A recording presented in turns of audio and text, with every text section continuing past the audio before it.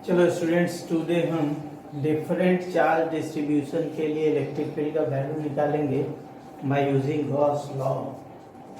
पहला है मान लो कि कोई इनफाइनाइट लेंथ का सिलेंडर है, इसका लंबाई कितना है, इनफाइनाइट है, मान लो प्लस क्यू चार्ज जो भी गिवन है वो at the surface of the conductor है। सरफेस चार्ज डेंसिटी का वैल्यू सिग्मा गिवन है, इसका यूनिट क्या होगा, कूलम पर मीटर स्क्वायर।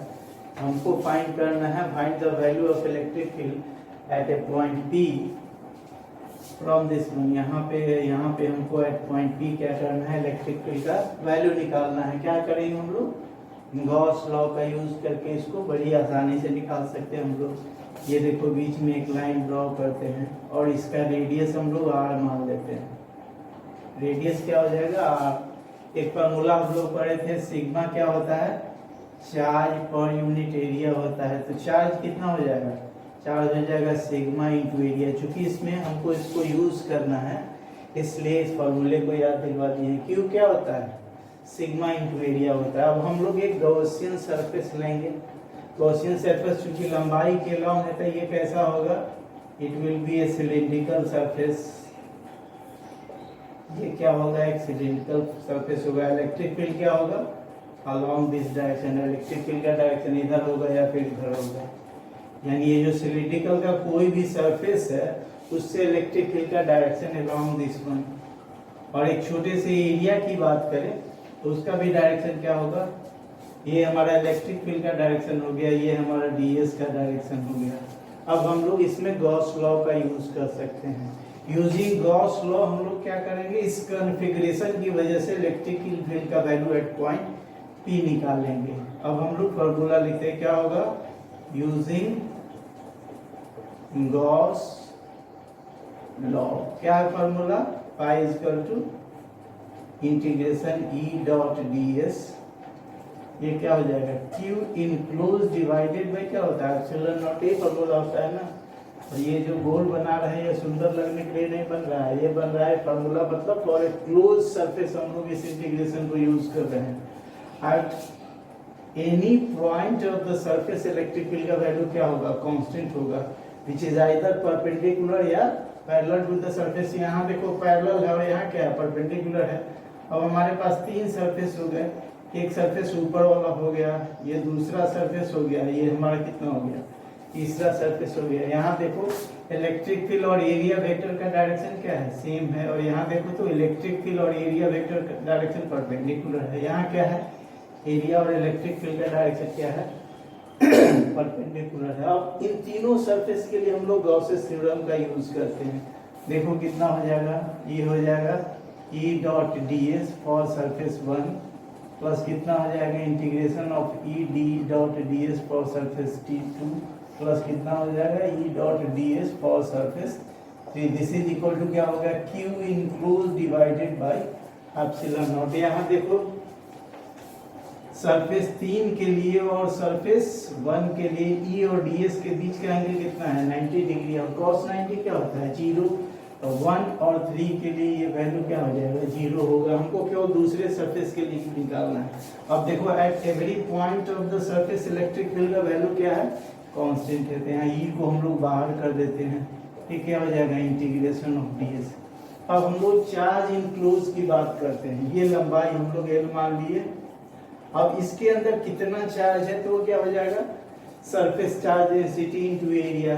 बताओ इसका एरिया कितना हो जाएगा, इसका रेडियस हम लोग a r माने थे, कितना हो जाएगा 2 पाई r इंटू l, यही ना हो जाएगा 2 पाई r। इसका क्या हो गया, सरकमफेरेंस हो गया। लंबाई से मल्टीप्लाई कर दोगे तो क्या मिलेगा, एरिया मिलेगा। तो Q इनक्लोज कितना हो जाएगा, this will be sigma into 2 pi r into L divided bye क्या होगा, एप्सिलॉन नॉट हो जाएगा। ये हमारा E। अब ds का वैल्यू निकालते हैं। देखो तो ये गॉसियन सरफेस का एरिया कितना हो जाएगा, ये हो जाएगा फिर 2 पाई r, जो हम लोग इस डिस्टेंस को कितना माने, सेंटर से छोटा r मान रहे हैं या फिर x मान लेते हैं, ठीक है। ये डिस्टेंस हमारा x है तो कितना हो जाएगा 2 पाई x इंटू l, यही हो जाएगा ना, कितना हो जाएगा 2 pi x into l। This is equal to क्या होगा, sigma 2 pi r into l divided by क्या होगा एप्सिलॉन नॉट पे जाएगा। देखो तो यहाँ से 2 पाई कट जाएगा और क्या कटेगा, ये कट जाएगा। ये जो इलेक्ट्रिक फील्ड का वैल्यू हो गया वो कितना हो गया, सिग्मा आर डिवाइडेड बाई क्या हो गया एप्सिलॉन नॉट इनटू एक्स। ये हो गया इलेक्ट्रिक फील्ड का वैल्यू किसके लिए, फॉर सिलेंडर ऑफ चार्ज, यानी किसी सिलिंड्रिकल सरफेस पे चार्ज गिवन है। सिलिंड्रिकल कंडक्टर के लिए क्या हो जाएगा, ये सिलिंड्रिकल कंडक्टर ऐसा है ये ऑफ इनफाइनाइट लेंथ, जिसका आर रेडियस गिवन है, उसकी वजह से एट पॉइंट पी हम लोग क्या किए, इलेक्ट्रिक फील्ड का वैल्यू निकाले। वो कितना हो जाएगा, sigma are divided by epsilon naught into x. ये हो गया बाहरी सरफेस फील्ड। अब अंदर की बात करते हैं, हम लोग जानते हैं कि किसी भी कंडक्टर के अंदर इलेक्ट्रिक फील्ड का वैल्यू क्या होता है, जीरो। ई इनसाइड कितना हो जाएगा, this is equal to zero. E outside कितना हो जाएगा, this is equal to sigma are divided by epsilon naught. चलो इसको लिख लो, sigma are divided by epsilon not.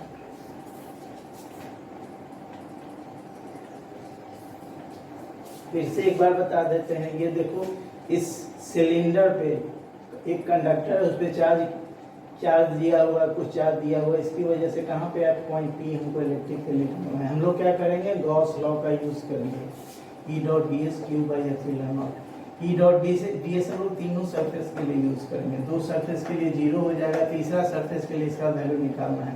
D S देखो, डी एस क्या है, इस गॉसियन सरफेस का एरिया है, तो ये कितना हो जाएगा 2 पाई एक्स। ये डिस्टेंस यदि एक्स लिया गया है तो ये कितना हो जाएगा 2 पाई एक्स इंटू एल हो जाएगा। और सिग्मा इस सरफेस का एरिया चार्ज वाले कितना हो जाएगा 2 पाई आर इंटू एल, और उसको हम लोग कैलकुलेट कर लिए। ठीक है, ये तो तब की बात है जब सिलेंडर हमारा कंडक्टर है। दूसरे केस में हम लोग डिस्कस करते हैं सिलेंडर जब when it is non conductor, then what will be the value of electric field at a distance x from that one. इसको मिटाते हैं, स्क्रीन रोक के लिख लिया करो।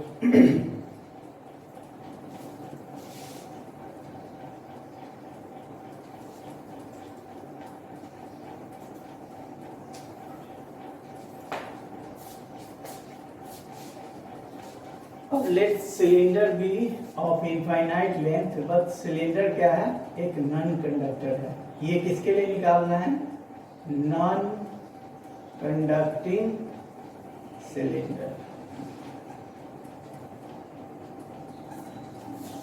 अब ये देखो, ये हमारा सिलेंडर है लाइक दिस वन, इसका भी लेंथ कितना है, इनफाइनाइट है, लेकिन क्या है, नॉन कंडक्टिंग है। नॉन कंडक्टर के लिए we know that the charge distributed on the whole surface of the conductor, charge distributed on the whole surface of the conductor। इसकी वजह से इसके सेंटर से at point P हमको find the value of electric field at point P, यानी यहाँ से at a distance x from this one we have to calculate the electric field।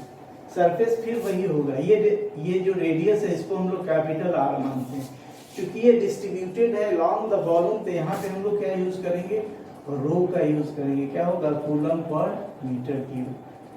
Charge पर यूनिट वॉल्यूम, रो क्या होता है, charge पर unit volume, तो चार्ज के लिए यहाँ क्या यूज करेंगे, रो इंटू वॉल्यूम का यूज करेंगे। फिर हम लोग एक सरफेस लेते हैं, वो सरफेस कैसा होगा, this is a cylindrical surface, इसके लंबाई को एल मान लेते हैं हम लोग। फिर हम लोग गॉस थ्योरम का यूज करके यहाँ पे हम लोग इलेक्ट्रिक फील्ड का वैल्यू निकालेंगे। तो then electric field at point P क्या होगा, बाय यूजिंग गॉस थ्योरम। क्या होता है, बाय यूजिंग गॉस थ्योरम। देखो तो यहाँ भी तीन सरफेस मिलेगा, एक सरफेस ये हो गया, दूसरा सरफेस ये हो गया, तीसरा सरफेस ये हो गया। एरिया की बात करते हैं, यहाँ देखो तो ये एरिया लेते हैं अलॉन्ग दिस वन डायरेक्शन हो गया, इलेक्ट्रिक फील्ड किधर हो गया, इधर हो गया। यहाँ पे देखो इलेक्ट्रिक फील्ड एंड डीएस दोनों वेक्टर का डायरेक्शन क्या है, सेम है। यहाँ पे देखो, फिर देखो एरिया वेक्टर का direction will be this one, perpendicular to the area होता है, और ये हमारा इलेक्ट्रिक फील्ड वेक्टर हो गया। अब यहीं पे हम लोग गॉस थ्योरम का यूज करके इलेक्ट्रिक फील्ड का वैल्यू निकालेंगे। देखो गॉस थ्योरम फिर लिखते हैं, पाई बराबर क्या होता है, integration of E dot d S Q enclose divided by क्या हो जाएगा एप्सिलॉन नॉट। ये तीनों सरफेस के लिए लिखेंगे हम लोग। For all the three surface क्या होगा E डॉट डी एस किसके लिए फॉर सरफेस 1 प्लस कितना हो जाएगा E dot d s for surface 2 plus कितना हो जाएगा E dot d s for surface 3, ठीक है, is equal to q enclose divided by epsilon naught. यहाँ देखो E डॉट डी एस पहला और तीसरा के लिए सर्वाइव नहीं करेगा क्योंकि cos 90 डिग्री है। cos 90 क्या होता है 0, सर्वाइव केवल इसके लिए हो जाएगा E dot d S cos 0 degree कितना हो जाएगा cos 0 1 हो जाएगा, तो ये कितना हो जाएगा। और electric field at every point of this surface क्या होगा कांस्टेंट होगा, तो E को हम लोग बाहर निकाल लेते हैं इंटीग्रेशन ऑफ डी एस। अब Q इनक्लोज कितना है वॉल्यूम चार्ज डेंसिटी इनटू क्या हो जाएगा वॉल्यूम ऑफ दिस वन। अब इस सरफेस को हम लोग इसका रेडियस r माने हैं, तो इसके अंदर चार्ज कितना होगा क्या हो जाएगा रो इनटू वॉल्यूम इसका कितना हो जाएगा वॉल्यूम हो जाएगा पाई r स्क्वायर इनटू l हो जाएगा, कितना होगा पाई r स्क्वायर इनटू l हो जाएगा डिवाइडेड बाय एप्सिलॉन। फिर देखो E को बाहर निकाल दिए हुए हैं, ds का वैल्यू क्या होगा आप देखो इस गॉसियन सरफेस का area at a distance x कितना हो जाएगा 2 पाई x इनटू l हो जाएगा, this will becomes 2 pi x into l हो गया। This is equal to rho pi r square l divided by epsilon. और इसको सॉल्व करेंगे तो हमको मिलेगा इलेक्ट्रिक फील्ड का वैल्यू, देखो pi and l cancel out हो गया, इलेक्ट्रिक फील्ड का वैल्यू कितना हो जाएगा rho r square divided by 2 epsilon naught x हो जाएगा। यही हमारा क्या होगा इलेक्ट्रिक फील्ड का value at a distance x from this point. इसको लिख लो, स्क्रीन रोक के लिख लिया करो। ये समझ में आया, ये हम लोग किसके लिए निकाल रहे हैं नॉन कंडक्टिंग सिलेंडर के लिए जिसमें वॉल्यूम डिस्ट्रीब्यूशन ऑफ चार्ज होता है, यानी चार्ज का डिस्ट्रीब्यूशन टोटल वॉल्यूम पे होता है। और फिर फॉर्मूला तो वही हो गया, धीरे धीरे हम लोगों को याद भी हो जाएगा। ये क्या होगा रो r square divided by this one हो जाएगा, इसको लिख लो। अब एक तीसरी बात यहाँ पे बता रहे हैं, सिंस स्क्रीन रोक के लिख लिया।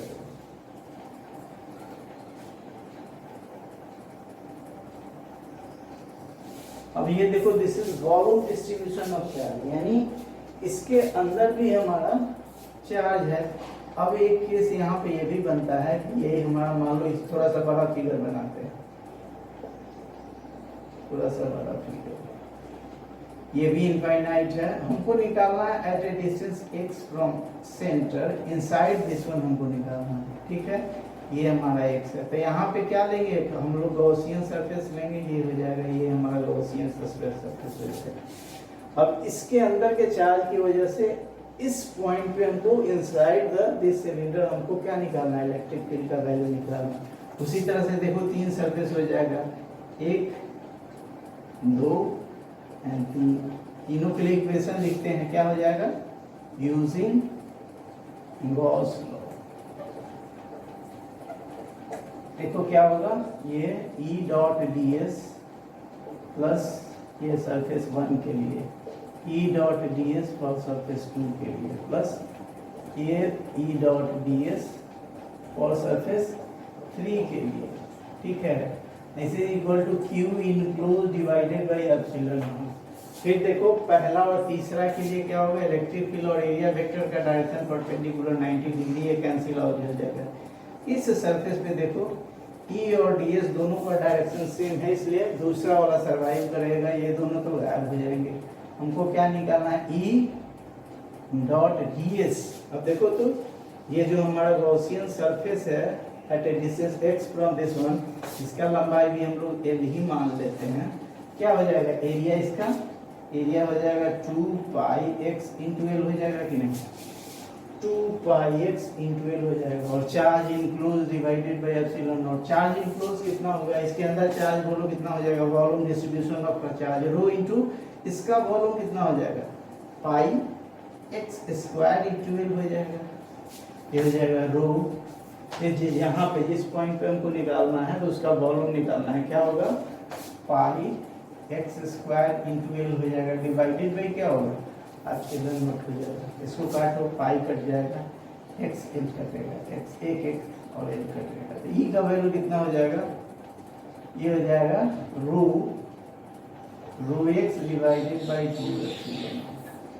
यही हमारा इलेक्ट्रिक फील्ड का वैल्यू हो गया। कहाँ पे, इनसाइड नॉन कंडक्टिंग सिलेंडर, यानी इसके अंदर at a distance x, what is the value of electric field that is being calculated like this one. इसको लिख लो, फिर आगे बढ़ते हैं।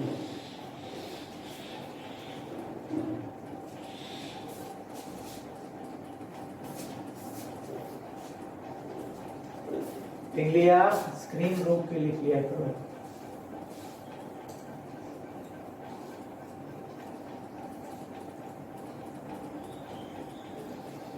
इसके बाद जो दो बताने जा रहे हैं इलेक्ट्रिक फील्ड का वैल्यू, वो बोर्ड के लिए बहुत इंपॉर्टेंट है। इंपॉर्टेंट फॉर बोर्ड, बोर्ड के लिए क्या है, इंपॉर्टेंट है, ये पूछा जाता है। For infinite sheet of charge, क्या होगा, for infinite sheet of charge. Infinite sheet of charge का मतलब हो गया, एक छोटा सा फिगर बना लेते हैं, लेकिन इसका लंबाई चौड़ाई क्या है, इनफाइनाइट है। ये सीट ऑफ चार्ज है, लाइक दिस वन, बहुत ही पतला। इसकी वजह से इलेक्ट्रिक फील्ड का वैल्यू हमको निकालना है। इलेक्ट्रिक फील्ड का वैल्यू एट ए डिस्टेंस, किसी भी डिस्टेंस में निकालना है। यहाँ देखो, इस यहाँ पे कौन सा सरफेस मान लेते हैं, मान लेते हैं कोई सिलेंडर है, ये इनफाइनाइट है, ठीक है, ये मान लेना है। ये सीट ऑफ चार्ज क्या है, इनफाइनाइट, एक सिलिंड्रिकल सरफेस है, इसके एरिया को हम लोग ds मान लेते हैं। अब ये जो सीट ऑफ चार्ज है, उसकी वजह से जो इलेक्ट्रिक फील्ड होगा on both side of the seat होगा कि नहीं, इधर भी होगा और इधर भी होगा, ये हमारा ds हो गया। यहाँ देखो इलेक्ट्रिक फील्ड का डायरेक्शन इधर होगा, इलेक्ट्रिक फील्ड का डायरेक्शन है, ds का डायरेक्शन भी इधर, ds का, ये हमारा e हो गया, ये ds हो गया, ये e हो गया, ये ds हो गया। और तीसरे सरफेस की बात करेंगे, यहाँ पे ये तीसरा surface perpendicular to this one हो जाएगा, या दूसरा सरफेस को, ये एरिया वेक्टर, ये इलेक्ट्रिक फील्ड वेक्टर, ये दोनों क्या हो जाएंगे, 90 डिग्री को हो जाएंगे। अब हम लोग इन तीनों सरफेस के लिए क्या करेंगे, गॉस लॉ का यूज करेंगे। क्या होगा, यूजिंग गॉस लॉ। अब आप जैसे भी कर सकते हो, जो भी चार्ज डिस्ट्रीब्यूशन, हमको क्या करना है, ये एरिया लेना है और फिर उस पॉइंट पे क्या करना है, गॉस लॉ यूज करके इलेक्ट्रिक फील्ड का वैल्यू निकालना।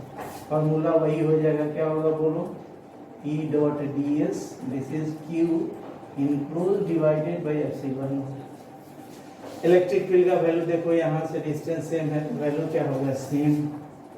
एरिया हमारा ds ही माने हैं तो E इंटू ds हो जाएगा इसके लिए, और इसके लिए क्या हो जाएगा, तो चलो लिख लेते हैं, E इंटू ds क्या होगा, E into ds plus E into ds। इसके लिए ये फर्स्ट हो गया, ये सेकेंड हो गया और ये थर्ड हो गया। दिस इज इक्वल टू क्या हो गया, चार्ज इंक्लूज कितना हो जाएगा, देखो तो चार्ज क्या होता है, ये होता है सिग्मा, क्या होता है, चार्ज पर यूनिट एरिया। यहाँ पे कितना है, ds, क्या हो जाएगा, Q बराबर क्या होगा, सिग्मा इंटू ds हो जाएगा। तो यहाँ कितना हो जाएगा, sigma into ds divided by epsilon naught. फिर देखो ये सरफेस, इसको यदि हम लोग 1 मानते हैं, ये 2 हो गया और ये 3 हो गया। अब तीनों सरफेस में देखो, ये जो दूसरा सरफेस है कैंसिल आउट हो जाएगा। एरिया भी हमारा ds ही है, इलेक्ट्रिक फील्ड कांस्टेंट है, तो ये कितना हो जाएगा, E इंटू ds, ये कितना होगा, E इंटू ds, कितना हो जाएगा, E इंटू ds प्लस कितना होगा, E into ds। This is equal to क्या होगा, sigma ds divided by epsilon naught. यहाँ से देखो ds कॉमन लेके कट जाएगा, ट्वाइस E इक्वल टू कितना होगा, sigma by epsilon naught. Electric field का वैल्यू हो जाएगा sigma by,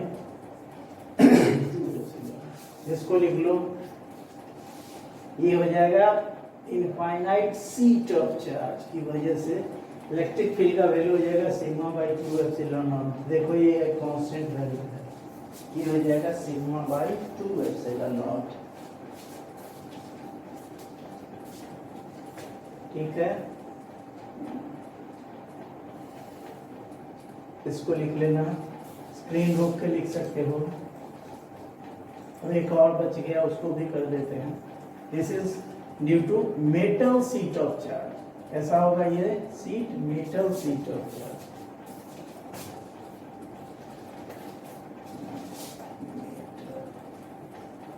seat of charge, ठीक है। मान लो ये मेटल सीट है हमारा, और मेटल के क्या होता है, बाहरी इनफाइनाइट है, ये लंबाई क्या है, इनफाइनाइट है। देखो तो बाहरी सरफेस पे चार्ज होगा। हमको इलेक्ट्रिक फील्ड का वैल्यू निकालना है। तो देखो इधर हम लोग एक सिलिंड्रिकल सरफेस लिए, इसका एरिया हमारा ds हो गया। इलेक्ट्रिक फील्ड का भी डायरेक्शन इधर होगा, ds का भी डायरेक्शन इधर होगा।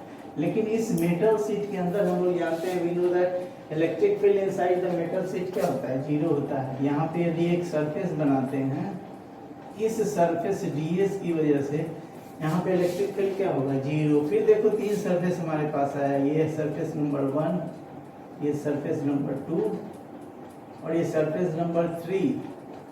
अब तीनों के लिए गॉस थ्योरम का हम लोग यूज करते हैं। यहाँ सरफेस चार्ज डेंसिटी भी सिग्मा गिवन है। देखो तो क्या होगा, यूजिंग गॉस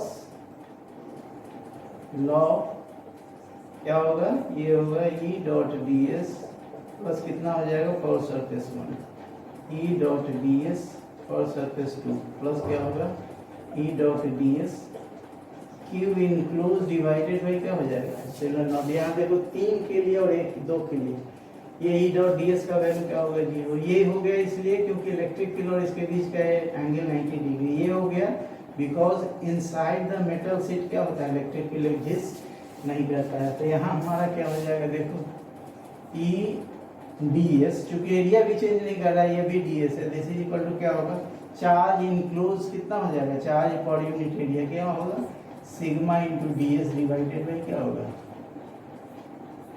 इलेक्ट्रिक फील्ड का वैल्यू कितना हो जाएगा, sigma by epsilon.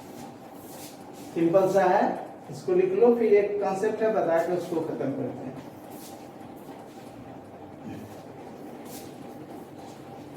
Infinite metal sheet of charge, metal में क्या होता है, inside the metal electric field का वैल्यू क्या होगा, 0 होगा। ठीक है, इसको लिख लो। एक क्वेश्चन जो बार बार पूछा जाता है कि ये जो सीट है उसमें चार्ज का डिस्ट्रीब्यूशन हम लोग कैसे बताएंगे। मान लो ये हमारा 2 सीट दिया हुआ है, मेटल सीट। अब इससे पूछता है कि इस पे मान लो चार्ज 2q गिवन है, इस पे कोई चार्ज नहीं है, what is the distribution of charge among this one. तो सबसे पहले हमको करना क्या होता है, ध्यान देने की बात है कि ये जो भी चार्ज सिस्टम पे है, किस पे, सिस्टम पे है, उसका आधा चार्ज बाहरी सरफेस पे होता है। यानी यहाँ देखो ये 2q चार्ज है, तो कितना होगा, q चार्ज किस पे होगा, बाहरी सरफेस पे। यहाँ पे हो, यहाँ पे लिख देना है। फिर क्या करना है, चार्ज को डिस्ट्रीब्यूट कर देना है। अब देखो यहाँ पे ये चार्ज यहाँ पे q है, तो यहाँ भी चार्ज q होगा तब ना मेटल पे ये कितना चार्ज हो जाएगा, ठीक, तो q हो जाएगा। अब यहाँ पे q चार्ज है, तब बाई इंडक्शन यहाँ पे क्या हो जाएगा, -q। देखो यहाँ पे -q है और यहाँ पे +q है, ये चार्जलेस है कि नहीं। इस तरह से हम लोग डिस्ट्रीब्यूशन करते हैं। एचसी वर्मा में क्लास वाला क्वेश्चन है, उसको बता देते हैं। ये गिवन है कि 3 मेटल सीट हैं, दिया हुआ है कि इस पे चार्ज q है और इस पे -2q है। अब कह रहा है कि तीनों प्लेट पे चार्ज कैसे डिस्ट्रीब्यूट होगा, बताइए कितना कितना चार्ज होगा। क्या करते हैं हम लोग, सबसे पहले करेंगे कि net charge of the system निकालेंगे और उसका आधा क्या होगा, that will be distributed on the outer side of the conductor. अब +2q है और यहाँ पे q है, +2q + q कितना होगा, -2q + q कितना हो जाएगा, दिस विल बी -q।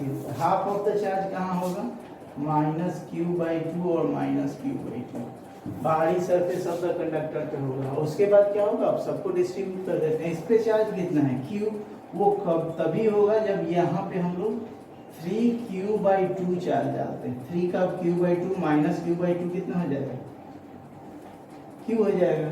और यहाँ +3q/2 है, तो यहाँ कितना हो जाएगा, -3q/2। यहाँ -3q/2 है, देखो इस पे कोई चार्ज नहीं है, तो यहाँ कितना हो जाएगा, ये इस सरफेस पे हो जाएगा 3q/2। अब देखो यहाँ 3q/2 है, तो इस सरफेस पे बाय इंडक्शन कितना चार्ज डेवलप करेगा, -3q/2। ठीक है, अब देखो तो -3q/2 यहाँ है और -q/2 यहाँ है, दोनों को जोड़ोगे तो यहाँ 2q चार्ज होगा कि नहीं। इस तरह से हम लोग चार्ज को डिस्ट्रीब्यूट करते हैं। याद रखने वाली बात एक ही है, सबसे पहले net charge of the system को देखेंगे, उसके बाद हम लोग डिस्ट्रीब्यूट करेंगे ऑल द, जैसे क्वेश्चन तो होमवर्क में दे देते हैं, इसको बना के रखना। इसी तरह से 3 मेटल चार्ज है और उस पर चार्ज कितना है, Q है। अब तुमको बताना है what is the distribution of charge on all the metal surface. इसको फिर से बता देते हैं। यहाँ ध्यान दो, total charge of the system क्या हो गया, -q। Half of the charge is being distributed at the outer surface of the conductor. -q/2 यहाँ है, -q/2 यहाँ है। टोटल चार्ज इस पे q है। अब यहाँ कितना चार्ज रखेंगे कि टोटल चार्ज q इस पे आएगा, तो 3q/2 -q/2 कितना हो गया, q हो गया कि नहीं। अब यहाँ +q/2 है, तब बाय इंडक्शन यहाँ पे कितना चार्ज डेवलप करेगा, -3q/2। अब देखो यहाँ इस पे कोई चार्ज नहीं है, इसलिए इस सरफेस पे कितना चार्ज होना चाहिए, 3q/2। दोनों को ऐड करोगे तो इसमें चार्ज कोई नहीं होगा। अब यहाँ 3q/2 है, तब बाय इंडक्शन यहाँ पे कितना डेवलप करेगा, -3q/2। उसमें से देखो q/2 ऐड करोगे तो हमको -2q मिल गया कि नहीं। और इस तरह से चार्ज को डिस्ट्रीब्यूट करते हैं। चलो नेक्स्ट क्लास में मिलते हैं।